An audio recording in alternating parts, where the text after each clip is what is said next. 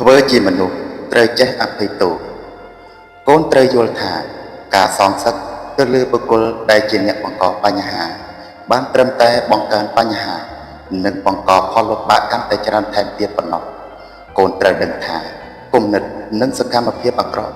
នាំមកនូវការខូចខាតនិងសេចក្តីទុក្ខដល់អ្នកបង្កបញ្ហាថែមទាំងខ្លួនកូនទៀតផងដូច្នេះកូនមុននឹងធ្វើអ្វីមួយត្រូវពិចារណាឲ្យបានច្បាស់និងប្រកបដោយបញ្ញាជានិច្ចទោះស្ថិតនៅកន្លែងណាក៏ដោយត្រូវចេះធ្វើជាមនុស្សឲ្យអភ័យដល់អ្នកដទៃព្រោះអ្នកដទៃគេចង់បានសេចក្តីសន្តោសប្រោះប្រណីពីរូបកូនកូនត្រូវចាំថាការខឹងក្រោធរបស់ខ្លួនយើងទៅដាក់ដល់អ្នកដទៃគឺអាក្រក់ខ្លាំងបំផុតដូចជាការពោលពាក្យអាក្រក់ត្រគោះបោះបោកពាក្យក្រោកគ្រៀតជាដើមវាមិនល្អទេពេលដែលកូនខឹងជាមួយនឹងនរណាហើយក្នុងចិត្តរបស់កូនរមែងនៅមិនសុខឡើយមានការអន្ទះសារចង់តែទៅបញ្ចេញកំហឹងដាក់គេថាខ្លួនឯងគ្រាន់បើជាងគេផងតើខ្លួនរបស់កូនមានគិតអ្វីទាំងនេះទេប្រសិនបើកូនមានរឿងដូចជាពាក្យម៉ែពោលខាងលើពិតមែនសូមកូនពិចារណាមើលទោសរបស់វាសាកមើលទៅសេចក្តីក្រោធគឺមិនល្អសោះឡើយអ្នកដែលមានសេចក្តីក្រោធចូលលុបលុយហើយតែងតែបំផ្លាញនៅផលប្រយោជន៍ដែលខ្លួនមានទាំងអស់នេះគឺជាពុទ្ធសុភាសិតខ្លះសូមកូនពិចារណានៅជារឿងមួយដែលនៅក្នុងព្រះពុទ្ធសាសនាបានសង្ខេបថានៅភាគខាងត្បូងនៃព្រៃហេមពាន្តនៃប្រទេសឥណ្ឌាកាលពីយូរលង់មកហើយមាននគរមួយឈ្មោះបទុមនគរសោយរាជដោយព្រះបាទបទុមរាជនិងនាងបទុមទេវីជាអគ្គមហេសីព្រះរាជាមានព្រះរាជបុត្រាបុត្រីជាច្រើនអង្គ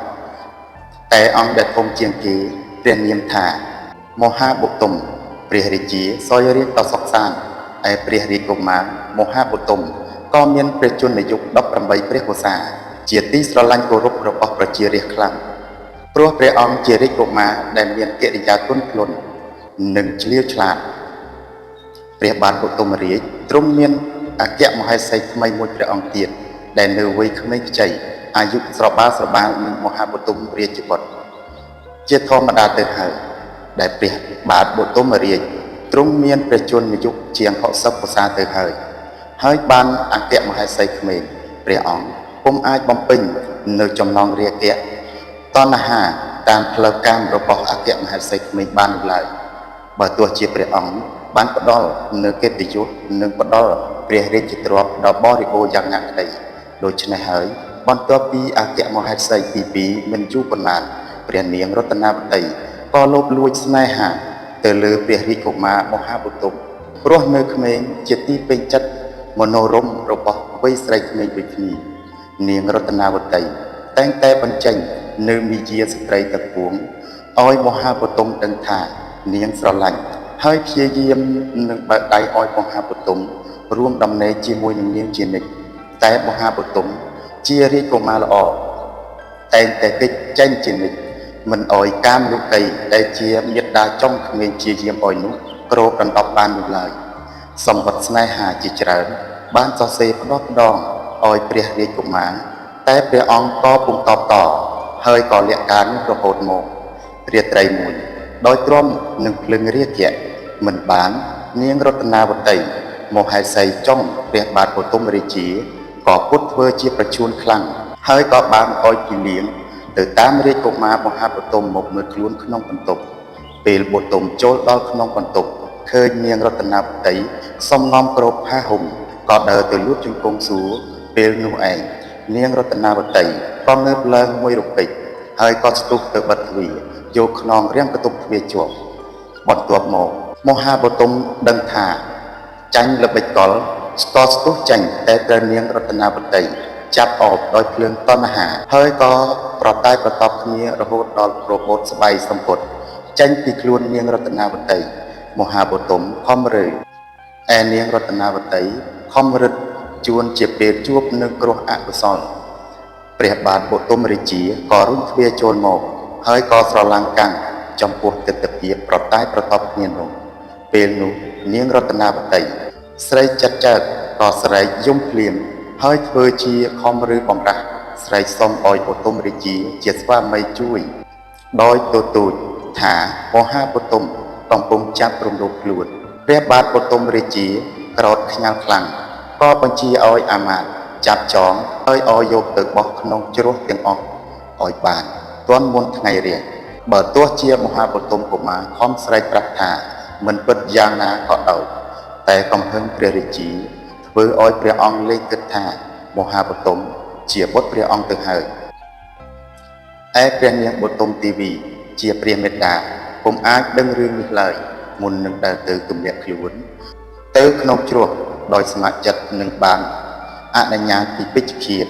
មហាបទុមកុមារបានផ្ញើសម្បត្តិសរសេរនិងឈាមតាមពេជ្ឈឃាតឲ្យទៅព្រះមេត្តាព្រះអង្គដឹងហើយក៏លោតទម្លាក់ខ្លួនទៅក្នុងជ្រោះនោះទៅព្រឹកព្រោះយាមឡើងព្រះនាងបទុមទេវីក៏បានទទួលសម្បត្តិលោហិតដែលនៅក្នុងនោះមានបញ្ជាក់ពីកន្លែងទុកផុសតាងនានាជាពិសេសសម្បត្តិរតនាវតីព្រះនាងបទុមទេវីតក់ស្លុតរហូតដល់បាត់ព្រះស្មារតីសន្លប់លុះដឹងព្រះកាយវិញព្រះនាងក៏នាំយកផុសតាងទាំងនោះទៅថ្វាយព្រះបទុមរាជាឲ្យបានជ្រាបពេលឃើញផុសតាងហើយព្រះបាទបទុមរាជាខឹងក្រេបក្រោធជាខ្លាំងចំពោះរតនាវតីហើយក៏បានឲ្យអាមាត្យចាត់នាងរតនាវតីយកទៅទម្លាក់ក្នុងជ្រោះមុនព្រះអាទិត្យលិចចំណែកព្រះអង្គមានការសោកស្ដាយជាខ្លាំងចំពោះព្រះរាជបុត្រដែលត្រូវអស់ព្រះជន្មជីវិតដោយសារសេចក្តីក្រោធរបស់ព្រះអង្គថ្ងៃក្រោយមកព្រះបាទបទុមរាជាក៏បានចេញទៅព្រៃបរបាញ់សត្វជាមួយនឹងព្រះរាជបុត្រមួយព្រះអង្គទៀតហើយពេលដែលដើរទៅដល់ព្រៃជ្រៅក៏បានពងវិញផ្លូវបានដើររហូតទៅដល់យប់នៅតែរកផ្លូវត្រឡប់មកព្រះរាជវាំងវិញពុំឃើញជាពពសំណាងព្រះអង្គក៏បានចូលទៅក្នុងរូងភ្នំមួយហើយនៅទីនោះព្រះអង្គបានជួបនឹងឥសីយោគីដែលមានសក់វែងពុកមាត់ពុកចង្កាវែងដោយព្រាយម្នាក់កំពុងបដិបត្តិធម៌ឥសីអង្គនោះក៏បានទទួលព្រះរាជានិងព្រះរាជបុត្រឲ្យស្នាក់នៅមួយយប់បន្ទាប់ពីសន្ទនាគ្នាមួយសន្ទុះធំមកព្រះរាជាក៏បានដឹងថាឥសីអង្គនោះគឺជាមហាបទុមរាជបុត្រដែលព្រះអង្គបានឲ្យពេជ្ឈឃាតសម្លាប់ព្រះរាជាសោកសង្រេងជាខ្លាំងបានថ្វាយបង្គំសូមកម្មាទានទោសឥសីមហាបទុមហើយបានអង្វរសូមឲ្យមហាបទុមវិលត្រឡប់ទៅវិញដើម្បីគ្រងរាជ្យតែមហាបទុមមិនព្រមឡើយព្រោះចិត្តឥសីតម្រង់ចំពោះទៅរកពោធិញ្ញាណដើម្បីត្រាស់ដឹងជាព្រះពុទ្ធនៅពេលអនាគតទឹកឡើងដោយចាញ់ចេះនឹងអង្វរព្រះបាទបទុមរាជានិងព្រះរាជបុត្រក៏លាឥសីមហាបទុមត្រឡប់ទៅវិញបន្ទាប់ពីបានប្រាប់ផ្លូវដល់ព្រះរាជានិងព្រះអនុជហើយ